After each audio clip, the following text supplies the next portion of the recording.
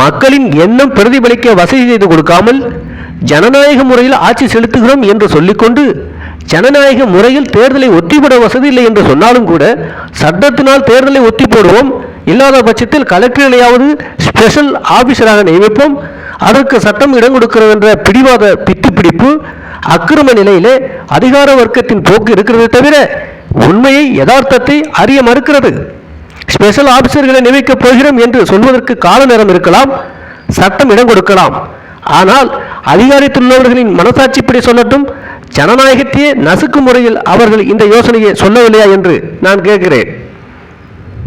மக்களின் அபிப்பிராயத்தை மதிக்காத இருந்தால் அவர்களின் அபிப்பிராயம் பிரதிபலிக்கும் காரியத்தை செய்ய வேண்டுமா அல்லது நசுக்கக்கூடிய காரியத்தை செய்ய உத்தேசிப்பதா?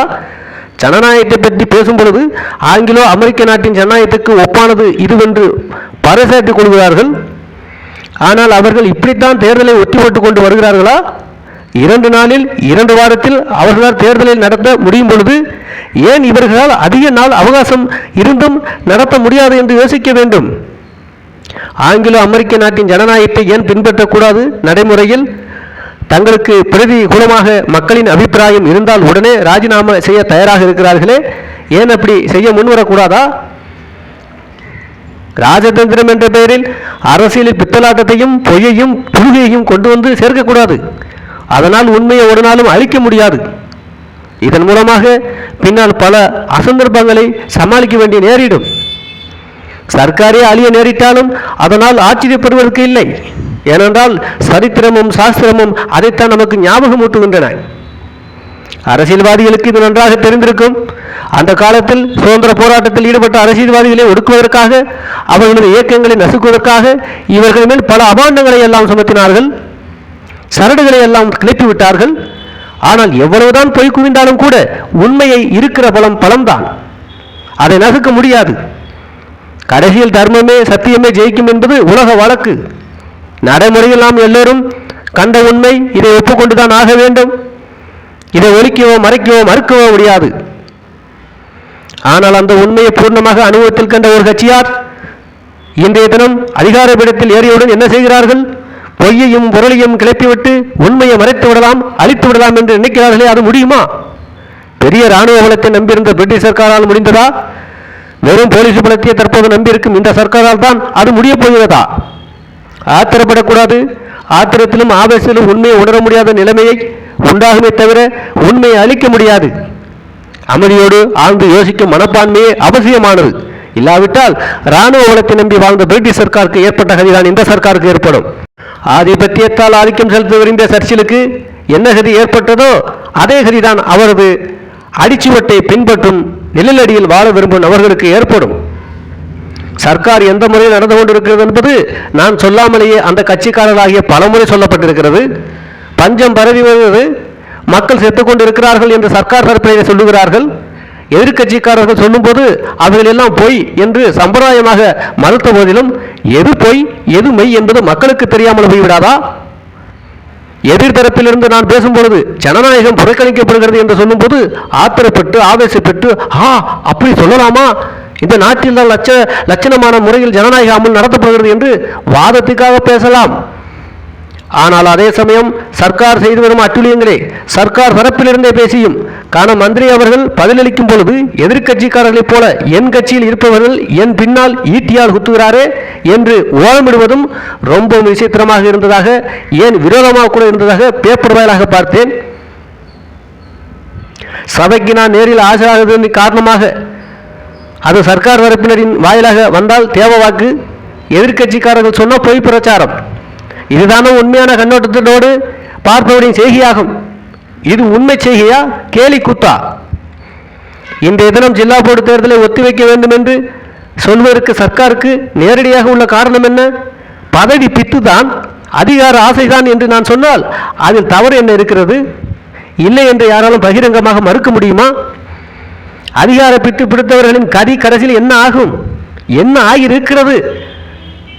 சாஸ்திரங்களும் சரித்திரங்களும் நமக்கு சொல்லி இருக்கிறது. அதிகார பதவி பித்து பிடித்து சர்ச்சிலின் கதி, அவுரங்கசீப்பின் கதி என்ன ஆயிற்று என்பதை நாம் அரசியல் வாயிலாக உணர்ந்து கொள்ளலாம். அதே போலவே ராஜ்யத்தை கைப்பற்றிக் கொண்ட கௌரவர்களின் கதி என்ன ஆயிற்று என்பதை பாரதம் சொல்கிறது. பதவி பிடித்து பாண்டவர்களின் சமாதிகளின் மேல் இன்றைய தினம் நாய்க்கொடை முளைத்து விட்டது என்றாலும் கூட பதவியின் மீதுள்ள பிடிப்பை ஆட்சியாளர்கள் விட மறுக்கிறார்கள். பதவியை பிடித்துக் கொள்ள ஜனநாயக முறையை சிதைக்கிறார்கள் என்றால் அதன் முடிவு என்ன ஆகும் என்பது நான் சொல்ல வேண்டியதில்லை. மற்ற நாடுகள் எல்லாம் வெறும் ஆயுத பலத்தை நம்பி வாழ்கின்றன, இராணுவ பலத்தையே அவைகள் நம்பி வாழ்ந்து கொண்டிருக்கின்றன.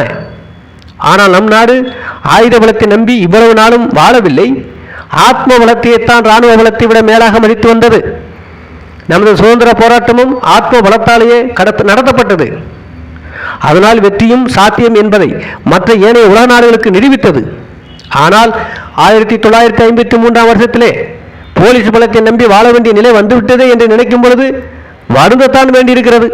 வருந்தாமல் இருக்க முடியவில்லை. வருத்தத்துக்கு காரணமானதை முதலில் நாம் அகற்ற தலைப்பட்டாக வேண்டும். இன்றைய தினம் உலகின் எல்லா மூலைகளிலும் ஆதிக்க வெறிபிடித்த குமரர்கள் இருக்கின்றன. கொரியா, சீனாவாகி, பர்மாவாகி, அசாமிற்கு கலவரம் வந்துவிட்ட காலம் இது என்பதை பத்திரிகை மறைத்தாலும் மக்கள் அறிகிறார்கள். எங்கு பார்த்தாலும் கொந்தளிப்புகள் இருக்கின்றன. உலக சமாதானத்தை நாட்ட வேண்டிய ஏற்பட்ட யுஎன்ஏ சபையும் கூட இன்றைய தினம் அந்த சபையில் ஆதிக்கம் செலுத்துகின்ற நாட்டின் செல்வாக்கை மற்ற நாடுகளில் பிடித்து வைத்துக் கொள்ளலாம் என்று கொள்கையோடு தான், அதாவது அதிகாரப்பித்தோடு தான் கேலிக்குத்தாக இயங்கி வருகிறது என்பதை நான் சொல்லாமலே யாரும் உணர்ந்து கொள்வார்கள். கீழ்த்திசை நாடுகளில் நடக்கும் போராட்டமும் அதிகாரப்பித்தால் ஏற்பட்டதுதான் என்பதை நாம் எல்லோரும் ஞாபகத்தில் வைத்துக் கொள்ள வேண்டும். ஆதிக்கம் செலுத்த வேண்டிய அராஜகத்தில் யார் இறங்கினாலும் உடனே அவர்கள் ஆட்சியை அளிப்பதற்கு மக்களுக்கு சக்தி உண்டு, திறமை உண்டு. இன்றைக்கு இந்த சர்க்கார் தவறாக நடக்கிறது. இப்படி நடக்கக்கூடாது. மக்களுக்கு ரொம்பவும் துன்பம் ஏற்படுகிறது. இந்த நாட்டில் ஜனநாயகம் வளரும் வகையில் எல்லா தேர்தலும் நடத்தப்பட வேண்டும் என்று வாயளவில் நாங்கள் சொல்லிக் கொண்டிருக்கிறோமே என்றால் நாங்கள் எல்லோரும் கையாளாதவர்கள் என்று யாரும் எண்ணிவிடக்கூடாது. ஆதிக்க வெறி பிடித்த பிரிட்டிஷ் ஏகாதிபத்தியத்தையே உலுக்கி அதன் தலைவர் சர்ச்சிலை கிடுகிடுக்க செய்து நாட்டை விட்டு ஓட செய்த பெரும் போராட்டத்தை நடத்திய பெருமை நமக்கு உண்டு. இந்த அரசாங்கத்தை பதவியிலிருந்து வெளியேற்ற எப்படி வரிகுடா இயக்கத்தையும் ஒத்துழையாமை இயக்கத்தையும் நடத்தி போராட்டத்தையும் துவக்க வேண்டும் என்று எங்களுக்கு தெரியும். ஆனால் துரதிர்ஷ்டவசமாக இன்றைய தினம் இந்த போராட்டம் நடந்தால் இந்தியர்களுக்கு விரோதமாகவே கிளர்ச்சி செய்து எந்த பக்கத்தில் இருந்தாலும் சரி இந்திய மக்களின் உயிருக்கு ஆபத்து வந்துவிடப் போகிறதே என்ற தயக்கத்தால் தான் போராட்டத்தை நடத்த தயங்குகிறோம். சர்க்கார் இன்றைய தினம் பதவியில் இருக்கிறது. அதற்கு நிறைய பலம் இருக்கிறது. அதை கவிழ்க்க முடியாது. அதனால் சர்க்காரின் பலத்தை கண்டு நாங்கள் பயந்து போராட்டத்தை நடத்தாது பின்வாங்குவதாக நினைக்க வேண்டாம். சர்க்காருக்கு உண்மையாக பலம் உண்டா இல்லையா என்று எங்களுக்கு தெரியும். சர்க்கார் இன்றைய தினம் பதவியில் இருக்கிறது என்றால் அது தன்னுடைய சுயபலத்தால் இல்லை, எதிர்க்கட்சியின் பலவீனத்தால் தான் இன்றைய தினம் ஆட்சி செய்ய முடிகிறது என்பதை நாங்கள் உணர்ந்திருக்கிறோம். அவர்களும் அதை நன்கு உணர்ந்த ஆக வேண்டும். தேர்தலில் காங்கிரசுக்கு விரோதமாக இருந்த சக்தியெல்லாம் இன்றைய தினம் பதவி ஆசையால் தேர்ந்தெடுக்கப்பட்டு சபைக்கு வந்தவுடன் அவருடன் சேர்ந்து கொண்டதால் தான் இந்த பலவீனம் எதிர்க்கட்சிக்கு ஏற்பட்டது. சர்க்காரின் உண்மையான பலத்தை சர்க்கார் இப்பொழுதே உணர்ந்து கொள்ள வேண்டும். முட்டு கொடுக்கப்பட்ட பலத்தால் தான் சர்க்கார் இன்றைய தினம் அதிகாரத்தில் இருக்கிறது. இந்த முட்டு கொடுக்கப்பட்ட பலத்தை கொண்டு உண்மையான பலம் என்று எண்ணி ஏமாந்து செருக்குடன் நடந்தால் முட்டுக்கால் சரிந்து விடுகிற காலத்தில் இந்த சர்க்காரும் சட மடபடவென்று சரிந்தாக வேண்டும் என்பதை உணர வேண்டும். பதவி ஆசைக்காக இன்றைய தினம் சர்க்காருக்கு முட்டு கொடுத்தவர்களே நாளைக்கு அதே ஆசைக்காக அதையும் சரிந்து விழும்படி செய்வதற்கு முடியாது என்று சொல்வதற்கு இல்லை. முட்டு கொடுத்த பலத்தோடு ஆட்சி பிடத்தில் இருக்கும் சர்க்கார் சுயபலத்தோடு ஆள்வதாக எண்ணி இருமாந்து கொண்டுதான் மக்களின் பூர்ண நிலைமையை உணர மறுக்கிறது.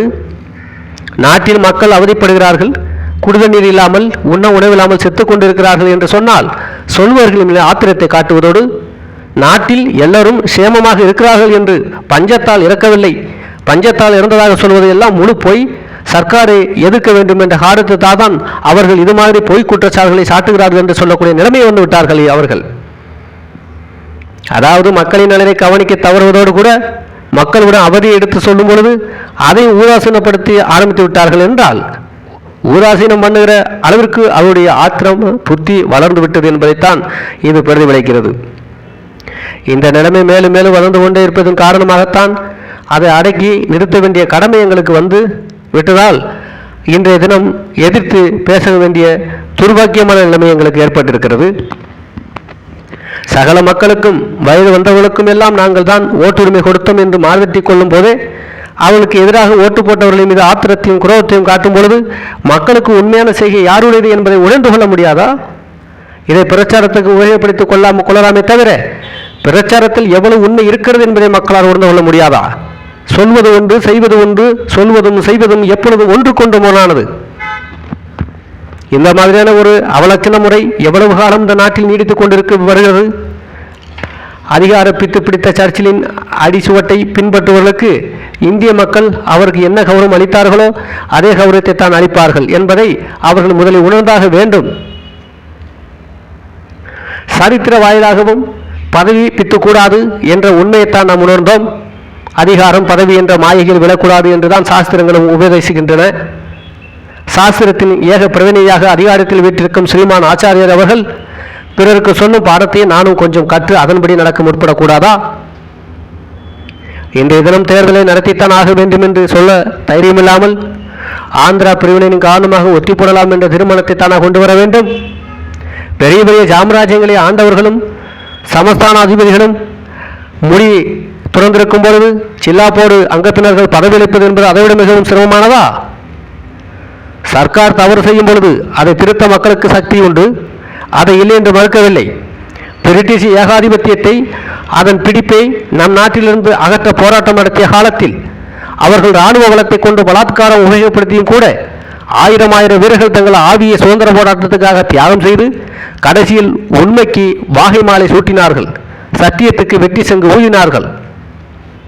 அதேபோல இன்றைய தினம் போலீஸ் பலத்தை கொண்டு எதிர்க்கட்சியை நசுக்க முற்படுவார்களேயானால் உள்நாட்டிலே பலத்த புரட்சியை உண்டு பண்ணி வரிகோடா இயக்கத்தை ஆரம்பித்து பதவியிலிருந்து அவர்களை விலக விருப்பப்படாமல் விட்டாலும் கூட அகற்றுவதற்கு முடியும்.